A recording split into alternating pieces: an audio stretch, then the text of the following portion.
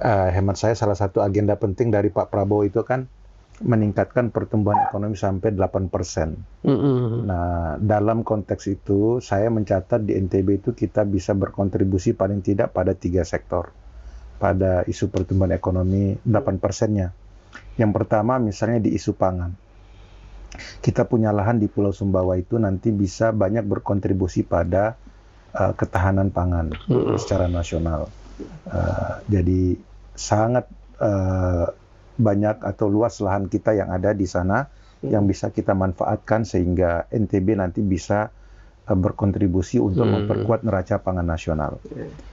Jadi nanti sektor pertanian, perikanan, kelautan kita itu mesti menjadi prioritas bagi pemimpin NTB siapapun yang nanti terpilih, baik di provinsi maupun di kabupaten. Nah, catatan saya pribadi itu dari pertanian, perikanan ini yang paling lemah itu di sektor kelautan. Padahal kita ini negara provinsi kepulauan, tapi kontribusi kita pada PDRB NTB itu dari kelautan itu cuma sekitar 4%. Ya masih sangat sedikit ya. Jadi mudah-mudahan ke depan itu bisa ditingkatkan. Kalau beberapa peneliti itu menyebut misalnya di wilayah Truk Saleh itu saja itu kan sekitar sampai 18-20 triliun. Nilai nilai potensi hanya dari Teluk Saleh. Tapi catatan di BPS kita itu kalau nggak salah cuman sekitar 4 atau 5 triliun saja dari sektor kelautan. Jadi belum dioptimalkan ya? Belum optimal. Pak Hari jadi wamen kelautan ya? Lebih cocok kayaknya. Jadi itu isu pangan, isu pertama isu pangan. Yang kedua itu adalah nanti isu hilirisasi.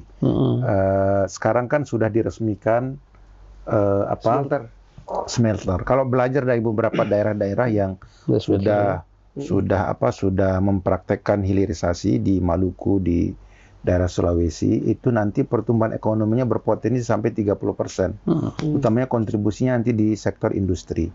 Nah, cuma pertanyaannya nanti apakah mampukah kita pemerintah daerah di NTB ini menyambungkan antara pertumbuhan di sektor hilirisasi ini dengan sektor-sektor lain. Karena yang bekerja di industri kan, di industri tambang kita itu kan tenaga kerja kita sekitar kurang lebih 2%.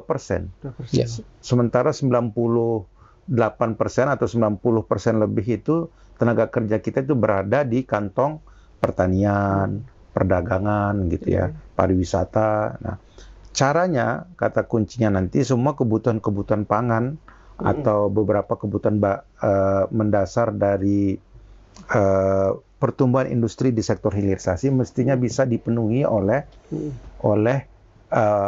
petani kita, nelayan kita. Jangan sampai sayur mereka, beras mereka, ikan mereka itu mereka ngambil dari luar, nggak kita penuhi dari NTB. Padahal kita ini kan penghasil ikan yang banyak dan penghasil pangan yang banyak. Nah, sektor yang ketiga menurut saya yang bisa tumbuh dan berkembang, berkontribusi dalam pertumbuhan ekonomi nasional itu adalah sektor pariwisata. Sektor pariwisata kita memang di NTB relatif masih agak stagnan, belum berkembang. Itu kontribusi per PDRB-nya itu masih kalau nggak salah di bawah 7%. Di bawah 7%. Kalau kita bandingkan dengan Bali misalnya, Bali itu kontribusi sektor pariwisata itu bisa sampai 30%, Pak. Misalnya di Badung itu sampai di atas 30%. Itu nanti relate-nya itu pada pertumbuhan potensi pendapatan asli daerahnya juga akan menjadi lebih tinggi.